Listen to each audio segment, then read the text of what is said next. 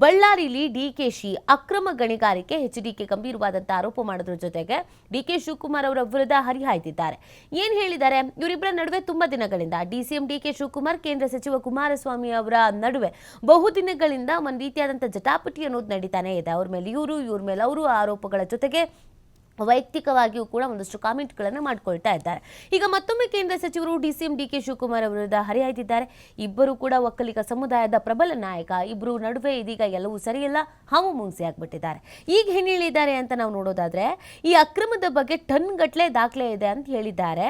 ಅನಗತ್ಯವಾಗಿ ನನ್ನ ಕೆಣಕೋದು ಒಳ್ಳೇದಲ್ಲ ಅಂತ ಕೇಂದ್ರ ಸಚಿವರು ಡಿಕೆ ಶಿವಕುಮಾರ್ ಅವರಿಗೆ ಒಂದು ಎದುರೇಟನ್ನು ಕೊಟ್ಬಿಟ್ಟಿದ್ದಾರೆ.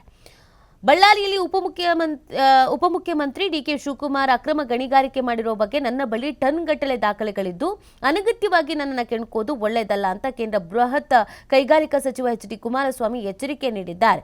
ಜೆಪಿ ಭವನದಲ್ಲಿ ಸುದ್ದಿಗೋಷ್ಠಿಯಲ್ಲಿ ಮಾತನಾಡಿದ ಅವರು, ನಾನು ಕನಕಪುರದಲ್ಲಷ್ಟೇ ಬಂಡೆ ಹೊಡೆದಿದ್ದೇನೆ, ಬಳ್ಳಾರಿಗೂ ನನಗೂ ಏನು ಸಂಬಂಧ ಅಂತ ಉಪಮುಖ್ಯಮಂತ್ರಿ ಹೇಳ್ಕೊಂಡಿದ್ದಾರೆ. ಆದರೆ ಅವರು ಬಳ್ಳಾರಿಯಲ್ಲಿ ಅಕ್ರಮ ಗಣಿಗಾರಿಕೆ ನಡೆಸಿದ್ದಕ್ಕೆ ನನ್ನ ಬಳಿ ಟನ್ ಗಟ್ಟಲೆ ದಾಖಲೆಗಳಿದೆ. ನಾನೇನು ಗಾಳಿಲಿ ಗುಂಡು ಹೊಡಿತಾ ಇಲ್ಲ, ಇರುವ ಸತ್ಯವನ್ನ ಹೇಳ್ತಾ ಇದ್ದೀನಿ ಅಂತ ಕುಮಾರಸ್ವಾಮಿ ಅವರು ಹೇಳಿದ್ದಾರೆ. ಇದಕ್ಕೇನು ಡಿಸಿಎಂ ಡಿಕೆ ಶಿವಕುಮಾರ್ ಅವರು ಸುಮ್ಮನೆ ಕುತ್ಕೊಂಡಿಲ್ಲ, ಅವರು ಕೌಂಟ್ರ್ ಕೊಟ್ಟಿದ್ದಾರೆ. ಅವ್ರು ಏನು ಕೌಂಟ್ರ್ ಕೊಟ್ಟಿದ್ದಾರೆ ಅಂತ ನೋಡಿದ್ರೆ, ದಾಖಲೆ ಎಷ್ಟೇ ಟನ್ ಇದ್ರೂ ಬಿಡುಗಡೆ ಮಾಡಿ ಅಂತ ಅವರು ಸವಾಲು ಹಾಕಿದ್ದಾರೆ. ನಿಮ್ಮ ಹತ್ರ ದಾಖಲೆ ಇದೆ ಅಲ್ಲ, ಬಿಡುಗಡೆ ಮಾಡಿ ಅಂತ.